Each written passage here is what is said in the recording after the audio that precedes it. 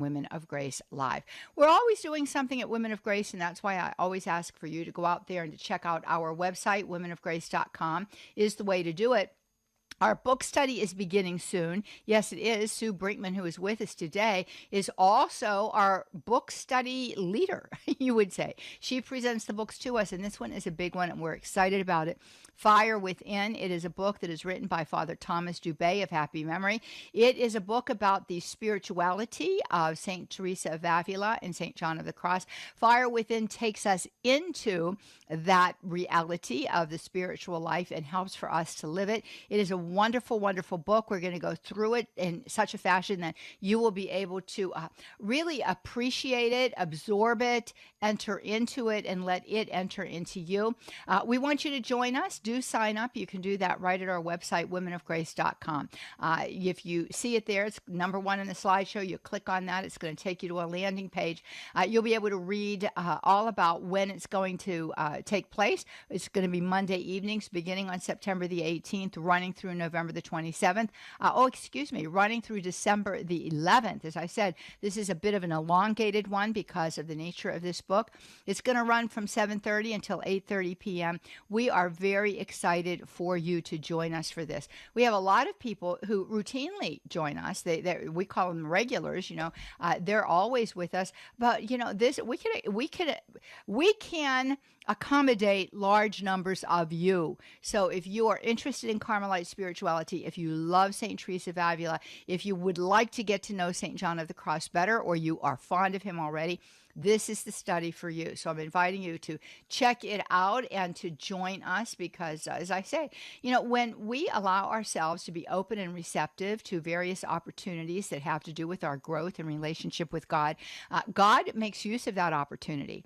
He takes that foot forward on our part to be a fiat to him. He takes that for a step of faith, a step of trust in him, and he meets us there with an abundance of graces. So I know that you are going to be abundantly blessed through this study. So please do join us for that. I've also began to mention it to you yesterday, that Hope and Purpose Ministries is presenting a beautiful charismatic Eucharistic revival conference, the theme of which is Revive Us Again. It's taking place on October the 14th. That is a Saturday. It is going to start at 8 a.m. and end at 3 p.m. Where is it taking place? Divine Mercy Parish there in Kenner, Louisiana. We're inviting you to get out to our website, read all about it. You can indeed register right there on our website. I am so excited about this. First of all, it's Deacon Larry and his beautiful wife, Andy Oney, who are presenting this event, and they are just on fire with the love of the Lord. You cannot be around them and not get ignited yourself. And I am so, so pleased to have this opportunity to minister with them through this Charismatic Eucharistic Revival Conference. Father William Mumphrey is also going to be with us. I'm eager to meet him. I don't think I've met him in the past. Terry Quinn is going to be with us, eager to see him. And we are going to have music by John Finch. It's all out there for you to see at our website. Click on register here. It's going to take you to the landing page that tells you all about this beautiful day that we're going to spend together. Tells you where you can stay if you're coming in from out of town, as I will be. I'll be coming from here in Birmingham, Alabama. And we want for you to take advantage of this beautiful opportunity to experience, a new outpouring of the Holy Spirit and a revival of the graces that you've already received. God cannot be outdone in generosity. That's what I was just saying about the book study. He meets us where we are. He takes us the distance, and all along the way, we are experiencing, all of those abundant blessings that pour out from the heavenlies for us. So that is October the 14th, Divine Mercy Parish there in Kenner, Louisiana. That's a Saturday beginning at 8 a.m. to 3 p.m. It is a beautiful charismatic Eucharistic revival conference. Revive Us Again is the theme, and it's based on Psalm 85, verse 6. Will you not revive us again, that your people may rejoice in you? And I love to rejoice in the Lord. I do. I tell us every day, or at least very often, this is the day the Lord has made. Let us rejoice and be glad in it. There are always abundant blessings. Sometimes they come shrouded in dark packagings, but nonetheless, there are blessings in it. And, we're inviting you to rejoice with us at this beautiful, beautiful event in the Lord. 833-288-EWTN. Again, that's 833-288-3986. That is the way that you can join us live here on Women of Grace Live, inviting you to do that. As I say, it's Wednesday. It's a Wacky Wednesday, and Sue is with us, and we are the Wacky Wednesday women. We talk about some of the strange things, the oddities that we see going on in our world today, especially as they affect our spiritual life, our relationship with God. We do not want to be deceived, right? We want to follow the one who is the way, the truth, and the life. And there are many voices out there that are trying to take us away from that solid, straight path that leads to the Lord, And I'll tell you what, I was thinking this morning about something. I was thinking about the virtue of obedience. I've been teaching on our Journeys with Jesus Day, which is every Friday on our television program, Women of Grace, that airs at 1 p.m. Eastern, Monday through Friday on EWTN. And I was thinking about obedience because I have just finished up some teachings on Mary's blind obedience. And I was thinking, what a blessing it is. What an absolute blessing it is that we have our church that gives us guidance and direction, that helps for us to know what is God's signified will and how to discern his permissive will or his will of good pleasure in our lives. What grace is ours. More on the other side of the break. Sue Brinkman is with us, 833-288-EWTN. This is Father Brian Milady. Do you have any questions about the Catholic faith? Then join me on Open Line Thursday tomorrow afternoon at 3 Eastern on EWTN Radio. Hi, I'm Greg Willits from RosaryArmy.com. And I'm Jennifer Willits' wife. It may seem that in recent years, the Rosary has lost its importance to many Catholics. Pope St. John Paul II proposed that this lack of interest is due in part to the deterioration of families and societies. In his 2002 apostolic letter, he wrote, "Many of the problems facing contemporary families result from their increasing difficulty in communicating." When we as families recite the Rosary together, we reproduce something of the atmosphere of the Holy Family, of Mary and Joseph, where Jesus is placed at the center. And we, like them, share his joys and sorrows, placing our needs and plans in his hands, drawing from him the hope and the strength to go on. Visit our website at rosaryarmy.com. And you can listen to our shows, Adventures in Imperfect Living, Catechism Class, and more at rosaryarmy.com and wherever you find your favorite podcasts. EWTN has its own official YouTube channel with tens of thousands of videos covering just about every conceivable topic of interest to Catholics. And best of all, it's free. Every day, EWTN adds new TV shows, live events, devotionals, homilies, and specials to its YouTube channel. Visit the EWTN YouTube channel today. EWTN is the Global Catholic Network. Pray for the protection of unborn children with a free pro-life prayer ebook to help guide you in prayer, to change the hearts of those who compromise the call to protect and defend life. Get your free ebook today at EWTN.com/profile. EWTN.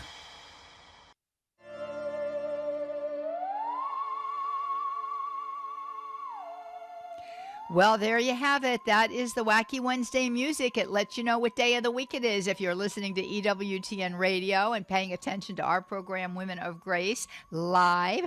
Sue Brinkman is with us here today, as she is every Wednesday. We're going to be talking about some wacky things, and we're looking for your questions about such things.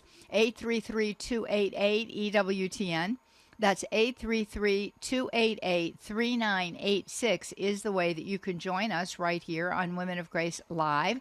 We're also available for you out there at EWTN Radio's YouTube channel and Facebook page. I am inviting you to use the chat feature there. You can use that chat feature to put your question, comment, insight, inspiration, or word of encouragement in there. Jeff Burson, lovely person, will collect your question, put it up on the board for us to read. We have Matthew Gubensky on the phones today.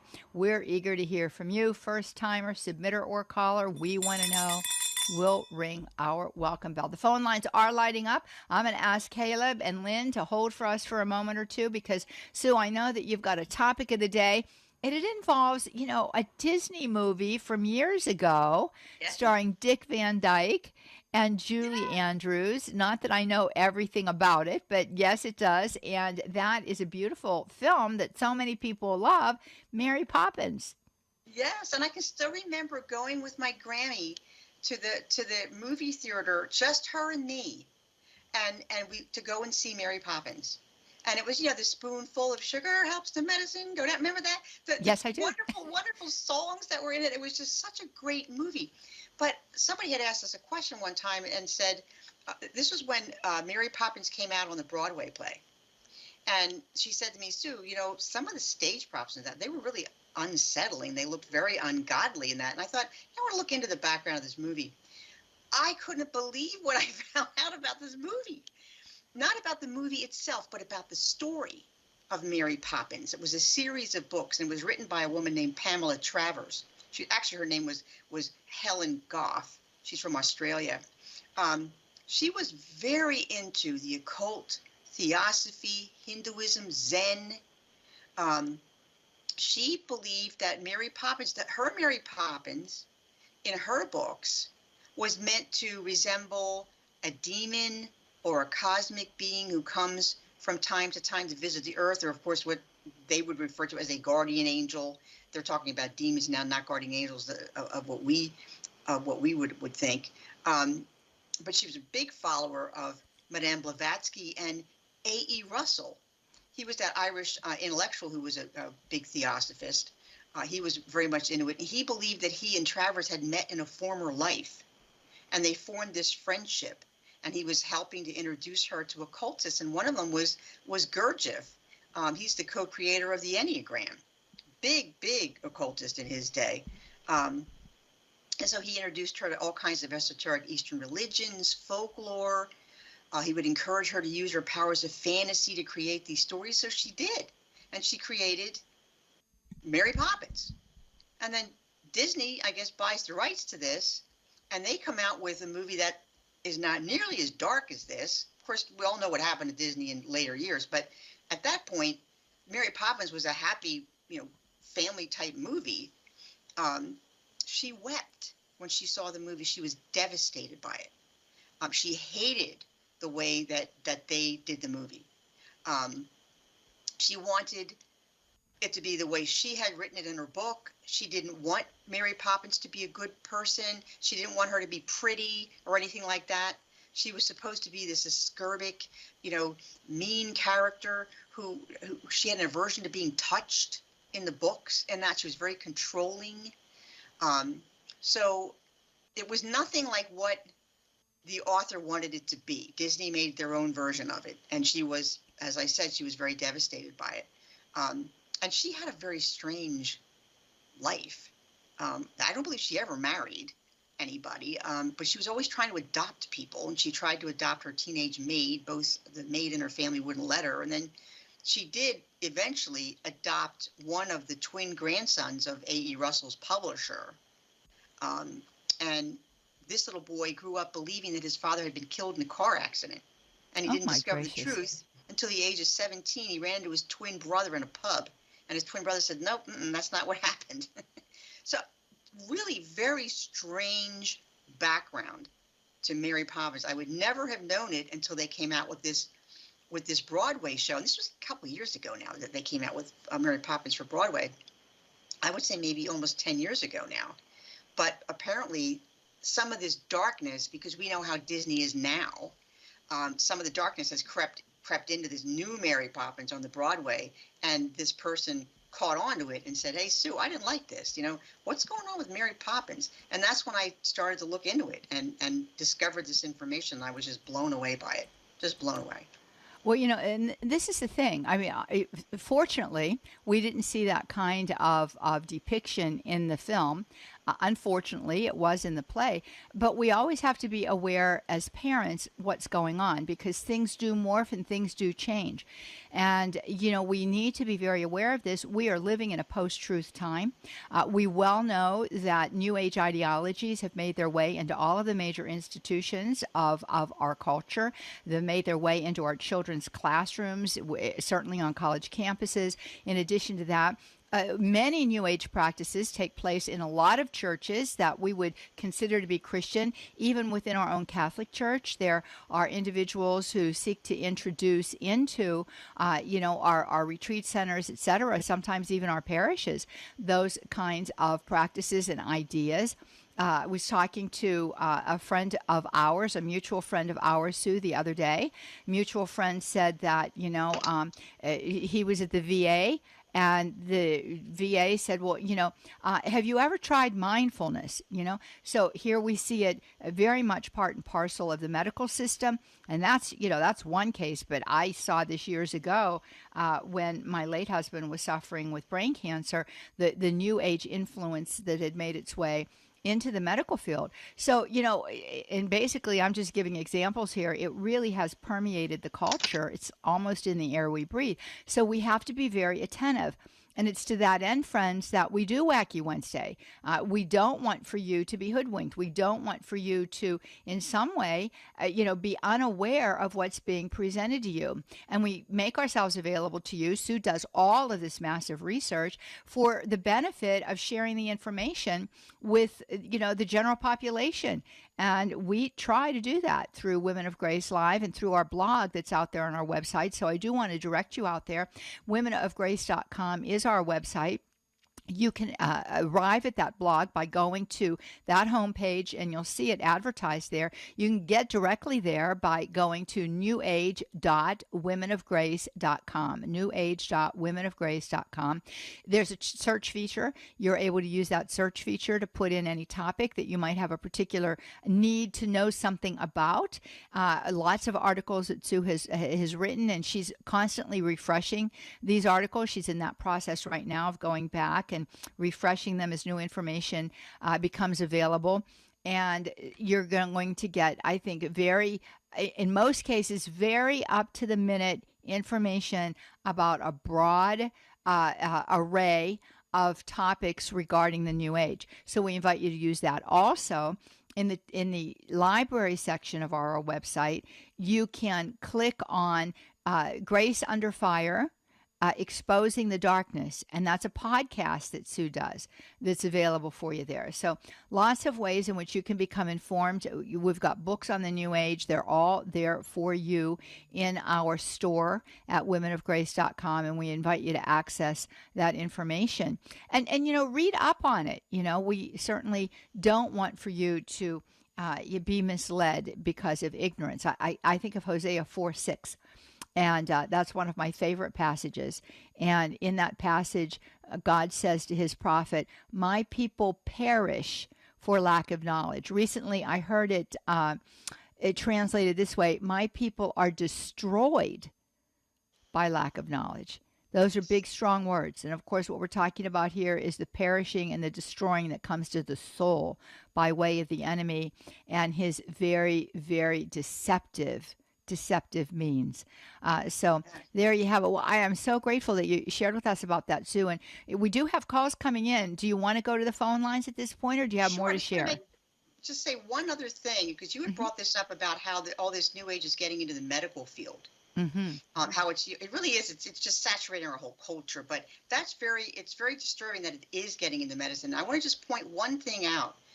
Just in the research that I've done, the reason it's getting into the medical field, and you have all these hospitals, like even the Mayo Clinic and all these, Cleveland Clinic, all these places are offering it, is not because the stuff works. It's because that's what people want. And these hospitals are run by, people with MBAs. they're going to give you what you want. And I know there's the whole conspiracy theory thing going around out there about how medicine is trying to dissuade and destroy alternative medicine. And you know what? That's really not true. When you start to look at it, they're out there promoting it too. Why? Because it makes them money. So yeah, they're all kind of in this together, I guess, is the point I wanted to make. But in the medical field, don't be fooled by that. Just because the clinic is offering doesn't mean that they've discovered something that, hey, Reiki actually works. No, it's because people are asking for it, because it has saturated our culture, and people are looking for alternatives. They think you can just take some natural thing and call it a medicine, and it's going to heal you, and you don't need modern medicine anymore. And none of that's true. So, I mean, I just wanted to point that one thing out, that's why you're seeing it in hospitals, not because it works, but because it makes the hospitals money. Yeah, and I think that's a very important point to make. And even many of our Catholic hospitals have been absorbed by these conglomerates. And so, yeah, it becomes a money-making business, which is a very unfortunate reality. It's a very unfortunate reality, but it is true. So you need to be a wise consumer, a cautious consumer. You need to be a consumer who is doing his or her own research, right, to some extent. So if something's presented to you and it sounds a little off, go to our website. It's likely that we have spoken about it. It's likely that Sue has information for you at our New Age blog. That's newage.womenofgrace.com, or right there at our homepage, womenofgrace.com. I want to get to Caleb. Caleb has been holding since the beginning of the program. He is in Westfield, Indiana, listening to us via Catholic Radio Indy, and how happy I am that he is a first-time caller today. So I'm ringing my bell for you, Caleb. Welcome. Thanks, Johnnette. I love listening to your show. It helps a lot. Oh, thank you. You're welcome. Okay, so I have a question about kind of wizardry, witches, sorcery, magic, that type of topic. And it kind of ropes in Harry Potter as well. But I guess my main question is, where do we toe the line in our faith when it comes to reading or for entertainment purposes, that type of fictional stuff, but not dabbling into the darker elements of it? Because I think of like C.S. Lewis and The Lion, the Witch, and the Wardrobe, the witch. Like there's sorcery, there's magic in that, and it's C.S. Lewis. I think of J.R.R. Tolkien and how there's, borderline demons and witches and warlocks and Lord of the Rings. So I'm just trying to, I wrote a book on my own that was a fictional piece of work that has witches in it. So I just want to make sure that I'm not doing anything that I'm not supposed to. What is it?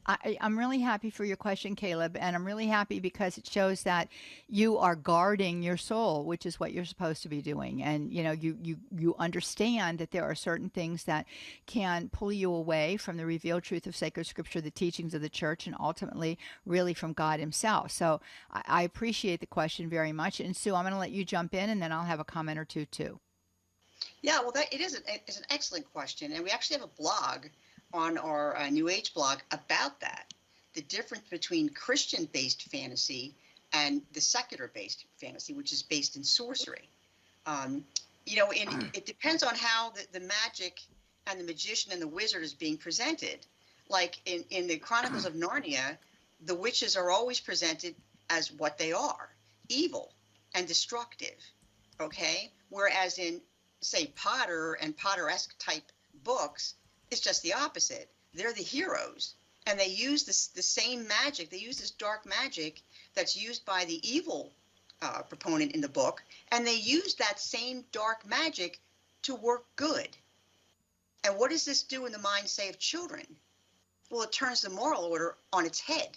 It tells them that you can use something evil, in order to get something that you perceive as being good. So that's the wrong kind of literature. You shouldn't get involved in that. You shouldn't write any of that.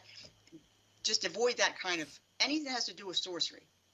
And as far as Tolkien is concerned, even the magician in that, whatever he engaged in, he always made it clear that it could hurt them, that it was destructive. So they always keep the moral order in place. And it's a big difference, but you'll see it in the books. Once it was Michael Brown. Remember we did a show about that, Johnnette? We did. He and I were both on that show, and he was talking about it. and he had written a book about Harry Potter, and the paganization of the culture was the name of that book. And he really gets into that. And I have recommended that to people who teach, to teachers in schools, to librarians in schools, to say, listen, read this, because it tells you the difference between good fantasy and fantasy that could lead kids into dabbling around in the dark arts, which is not something you ever want to do. Anyone who has any familiarity with demonology will tell you that is not where you want to go. Yes. So it's something that he's an expert on that subject. Yeah, and but let I me just have a question. Oh, yeah, no, it's an excellent question. And Caleb, here's what I want to recommend to you. You go out to our website, womenofgrace.com. You're going to see in the pink navigational bar the word television. Click on that. There's a search feature there. In the search feature, put in the name Michael O'Brien. Okay, Michael O'Brien, and it's O''BRIEN, not A-N, but E-N. And you will see a bunch of television programs come up that we did with Michael. Sue is in these. Steve Wood is in these. There's a whole series that we did of 5 shows called Frightening Fantasies. And it's talking about Harry Potter and the paganization of our children's culture. Michael O'Brien also wrote a book called Landscape with Dragons. It's another one that's very good. But you're going to see a whole bunch of shows that pop up there because we have addressed this topic many, many times through the course of the years. As a matter of fact, there are 6 different shows that you can watch at your leisure, and you will have a very, very good capacity then to evaluate what is harmful and what isn't. I always ask the question, is this advancing my relationship with the Lord, or is it encumbering my relationship with the Lord, or is it in neutral? So we're either going forward, backward, or we're in neutral. Neutral is pretty okay, but we always want to be advancing. So I invite you to get out there and to check out our website, womenofgrace.com, television. Put in Michael O'Brien. The episodes will pop up for you. And I cannot recommend to you enough, folks. I mean, our website, I guess I sound like I'm really trying to sell it. I'm not. I just want you to know what a treasure trove it is. We have television programs on just about every topic, and you can search them. Now, you're going to have to wade your way through all of my... Hi, I'm Doug Keck, inviting you to join me when I speak with Bishop Peter J. Elliott about his book, The Sexual Revolution, History, Ideology, Power. When we get beyond the God fact, we go to the human person, which is the great struggle in our times, as the modern popes all point out. What is a human being? Where are we going? Why are we here? What is my nature? Next time, right here on Bookmark. Saturdays at 4:30 p.m. Eastern, Sundays at 9:30 a.m. Eastern on EWTN Radio. Here's one of G.K. Chesterton's great prophetic insights. He said, "You are free in our time to say that God does not exist. You're free to say that he exists and is evil. You may talk of God as a metaphor or a mystification, and it's not merely that nobody punishes, but nobody protests. But if you speak of God as a fact, as a thing like a tiger, a reason for changing one's conduct, then the modern world will stop you somehow if it can." We are long past talking about whether an unbeliever should be punished for being irreverent. It's now thought irreverent to be a believer. Spend more time with the Apostle of Common Sense. Visit chesterton.org for more information and go to EWTNRC.com to discover more books and programs written and inspired by G.K. Chesterton. Journey deeper in your understanding of the Eucharistic mystery and the Eucharistic story of God's love for us. Download the free ebook, The 12 Stations of the Most Holy Eucharist, at EWTN.com/Catholicism. Matt Swaim here. Tomorrow on the Sunrise Morning Show, we'll catch up with pastoral counselor Kevin Prendergast and get you all the latest news, weather, sports, and more.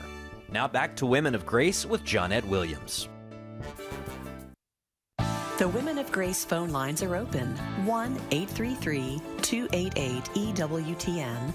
1-833-288-3986. Well, welcome back, everybody. We are so happy you are with us today. You're listening to Women of Grace Live. I am Johnnette Williams. You heard those numbers. Let me give them to you again. 833-288 EWTN. That's 833-288-3986. That's the way that you can join us right here live. Sue Brinkman in the house today. It is Wednesday. That means it's a Wacky Wednesday. We talk about all kinds of strange things on these days for the benefit of informing ourselves and you what is going to help us in our relationship with God, what is going to deter us in our relationship with God, and some of the things that ultimately can destroy our relationship with God. We're taking your calls. I gave you that number, 833-288-EWTN is the way you can join us, or go out there to EWTN Radio's YouTube channel and Facebook page.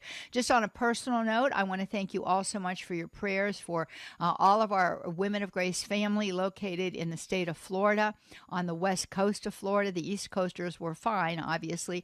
West Coast, I have heard from many. I've heard from all of my staff people, and I've heard from many of our other regional coordinators, etc. Everybody is doing fine through the grace of God. Nobody was injured. It seems as though property is in pretty good shape. We know that there are more storm surges coming that can affect property because the water can rise up and get into homes and cause damage that way. But we're thanking God for his mercy, and I am thanking you for your prayers on their behalf. We have Michael out there on YouTube, and Michael J., and he says, I read the Mary Poppins books when I was a kid, much different than what the movie became. And yeah, there you go, Michael. So you're confirming what Sue was talking about earlier. So let's get to Lynn. She is in Round Rock, Texas, and she is a first-time caller, and we're excited that she's with us. Hey, Lynn, how are you? Good morning. Doing good. Thank you. Well, we're so glad. I have a question about yoga. I had listened to a previous broadcast, and so I was talking with a good friend of mine who is Catholic and very immersed in her faith, and she's a yoga instructor, and I was trying to talk with her about yoga, and her response was, oh, well, I'm sure they had negative things to say about teaching yoga, and, almost like, oh, well, that's just a myth. And I'm wondering if you had any tips on how to talk with someone about it in such a way.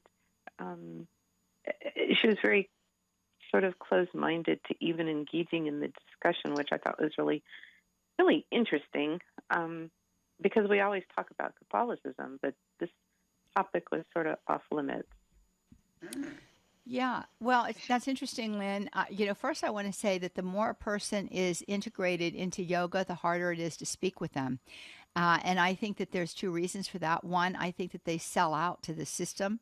I think that they sell out to the practice of it. And it becomes so much a part of them that they don't want to divorce it. And why is that? In some cases, I think it's because there's a type of addictive nature to it. And I also think that there can be, a spiritual compromising that's taken place in the process. And in a certain sense, we could even say, and I'm not saying this about your friend because I don't know her, but I have met people and I could actually sense, that there was a presence there that was holding them fast to it. But Sue, let's talk about this. Are we too critical? Is the church too critical of pagan practices? No, and it's sad that would come across, and that this woman would say that, especially someone who's, you were saying, Lynn, talks about Catholicism with you, to just suddenly dismiss that. I think you're right. Your gut instinct it's telling. It's very telling that that's one area she just doesn't want to go into. That's because, as Johnnette just pointed out, she's invested in it in more ways than one, and that spiritual component of it, we don't make that up. That comes to us from other yoga instructors.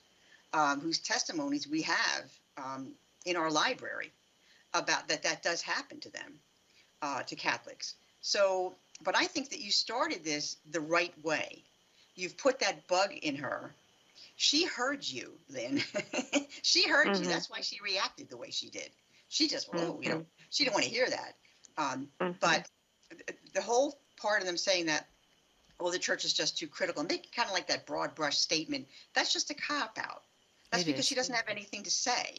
She doesn't understand the church and why the church says don't get involved in pagan practices. Obviously, because they're dangerous. They call upon spirits that we don't really want to be consorting with. Everything that the church does, it does for love. and for love of the children of God. And he's doing that to protect us from potential danger. So the question that we need to ask ourselves is what I'm involved in, is there a danger to me spiritually, number one, of course. But then, of course, yoga, we know, and this is from secular researchers that'll tell us that, there's a lot of physical injuries from yoga, too.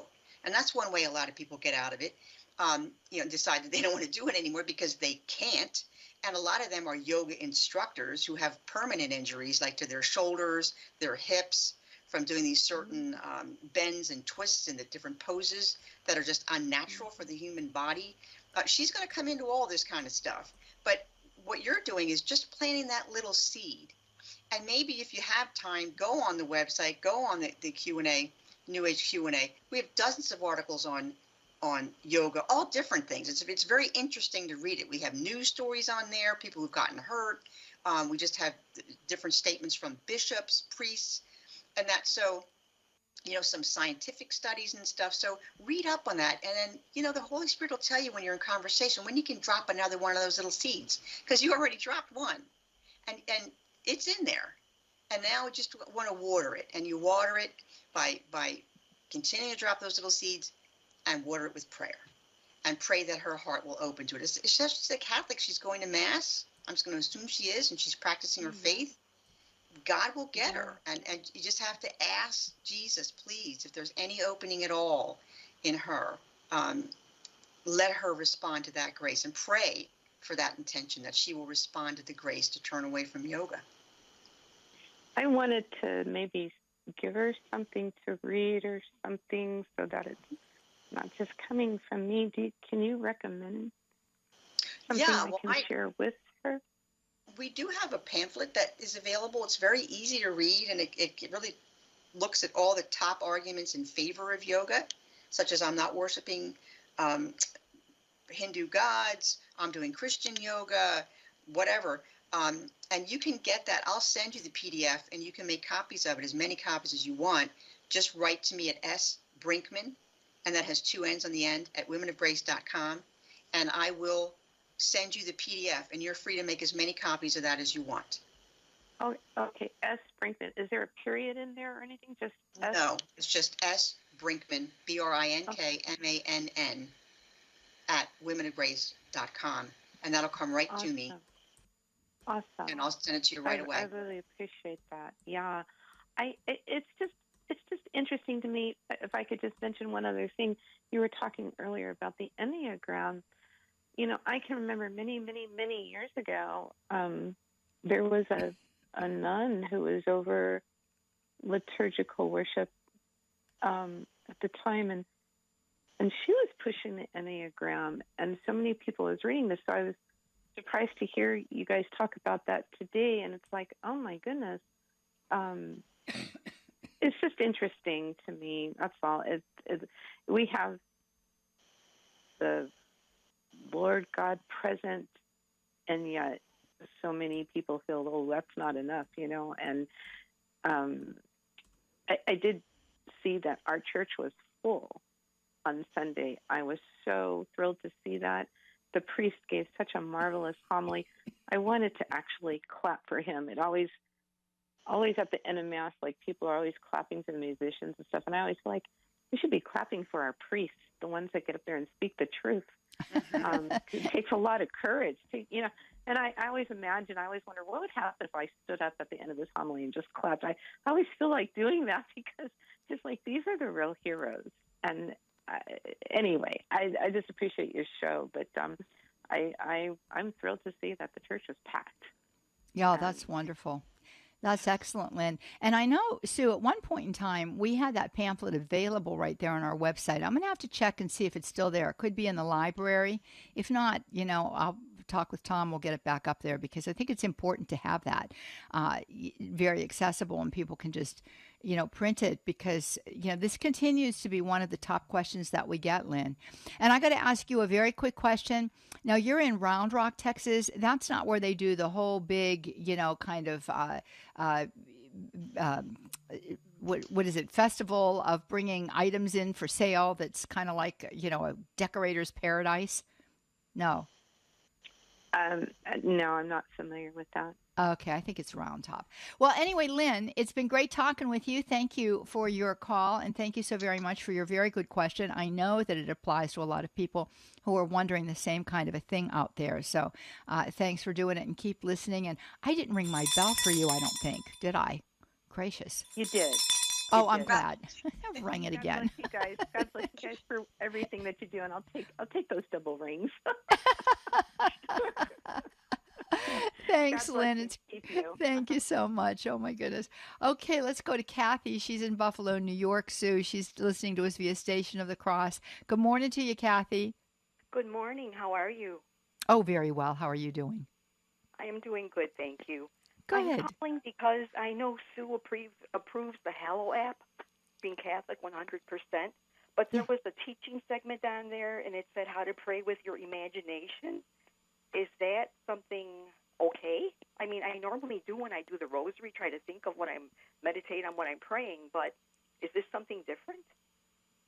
No, it's actually just mental prayer, just a form of mental prayer where you can just sit there and imagine yourself in a gospel, perhaps a gospel scene, or sitting there with Jesus. I do that all the time. I imagine myself just sitting with him, sitting in front of me, and I just sort of talk with him, and I do that all the time with the imagination.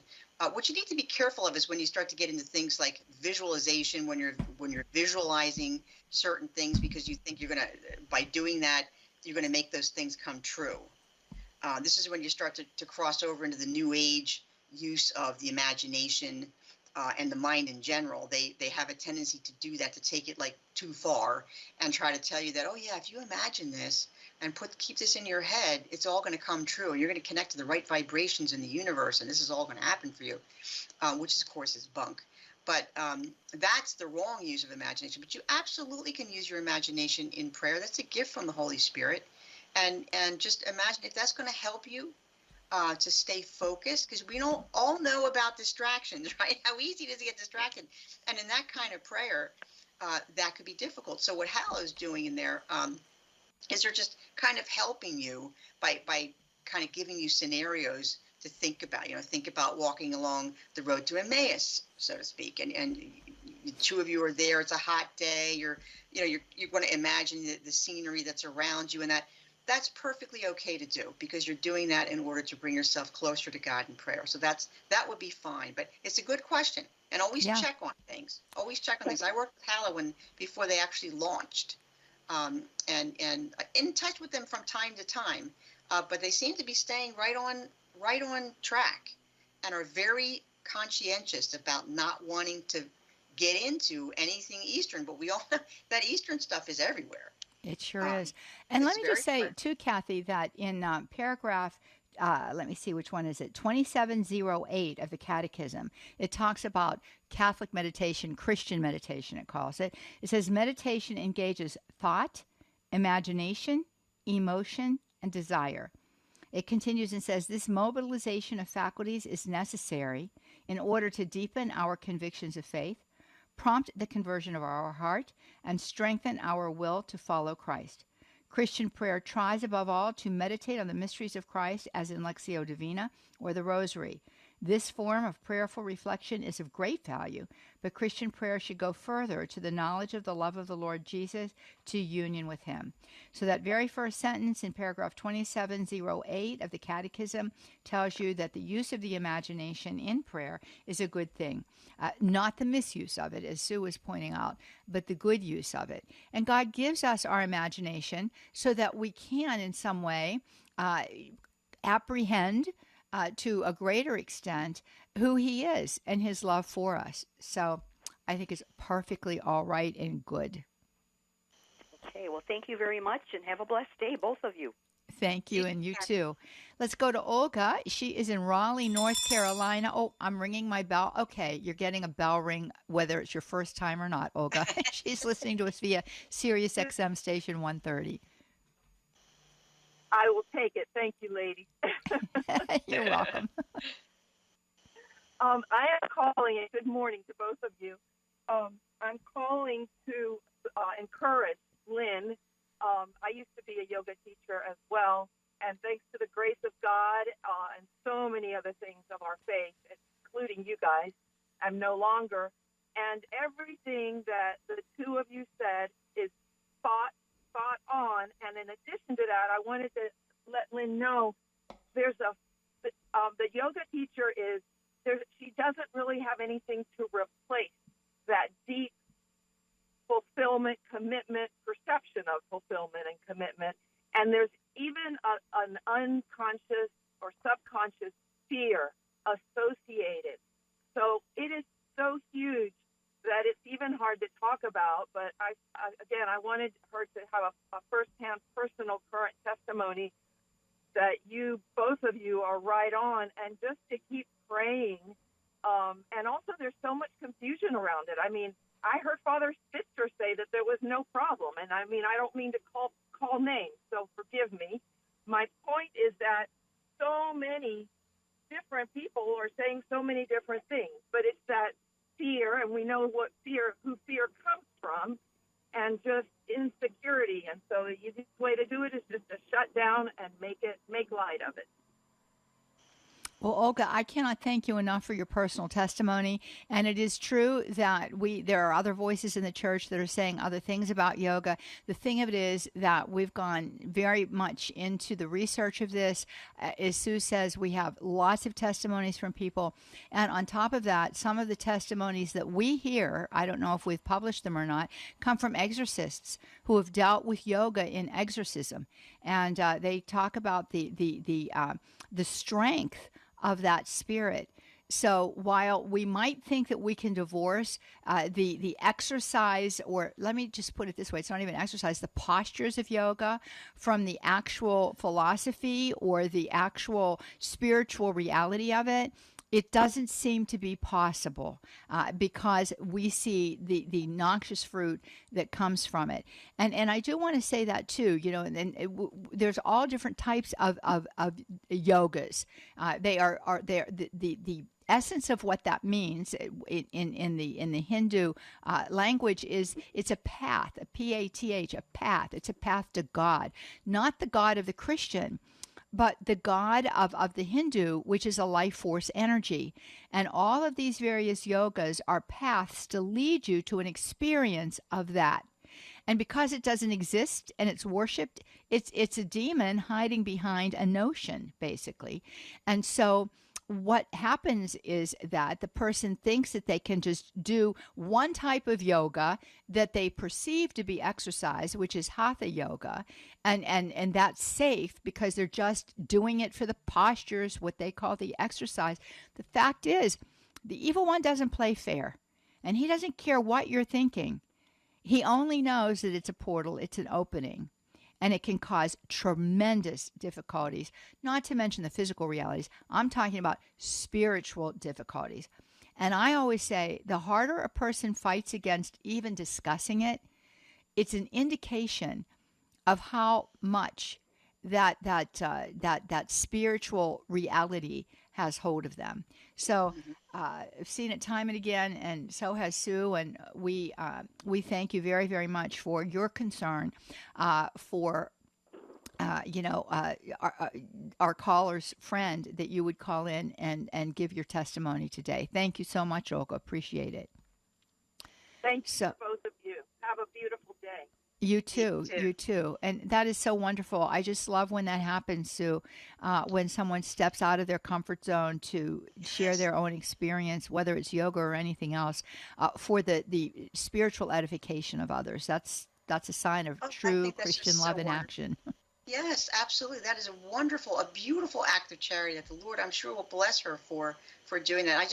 Everything she said, was just so interesting, especially she kept mentioning fear. Mm-hmm. Fear had something to do with that, and I wondered about that. Is it a fear of what's going to happen to me if I leave this practice, or is it a fear of maybe what I am doing is wrong and I've put myself in danger?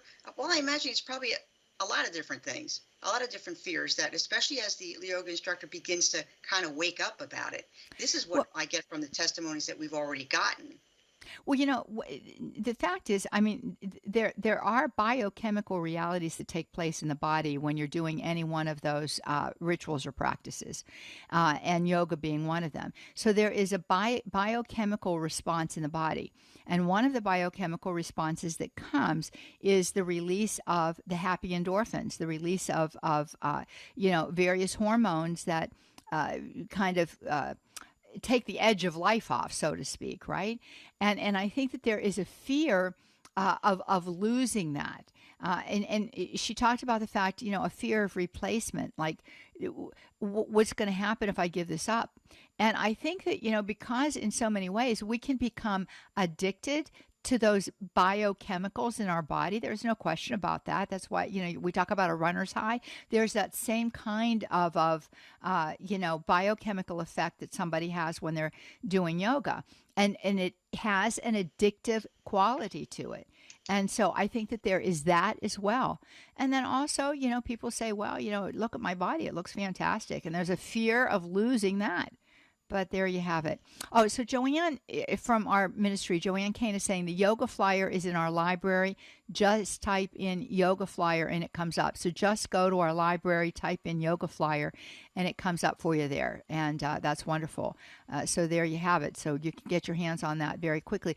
Virginia, I don't think that we're going to have time to take your call because we're down to the last minute, but I'm going to welcome you to call us again next Wednesday when Sue is back with us, and we can talk about, some of the stretches and exercises that are non-yoga that can be very, very helpful. And that's the other thing, Sue, last word on this. There are other kinds of exercises that we can do, right? Absolutely. There's other things out there that it does not have to be yoga, especially if you want an isometric type exercise. There's all different things you can do out there. There's also like the Eccentrics program, the Soul Core, Pietra Fitness. There's different things you can do out there to build up your core and to give you good. Pilates is good as long as you don't get involved in classes where they're mixing yoga in with it. Pilates is a great isometric exercise, so you don't need yoga. It's kind of like thrown at us. You walk into a gym these days, it's like a Hindu temple, but yeah. It's also trendy. It's also very, very trendy. Like mindfulness, these things grab us. I don't know. I think that, well, anyway, I won't tell you what I think. I think I'm glad to be with you today. That is what I'll tell you about that I'm thinking. It's been great being with you. Sue, thank you as always, friends. We're going to be back with you again tomorrow. Be sure to tune in. God bless you now. Bye-bye.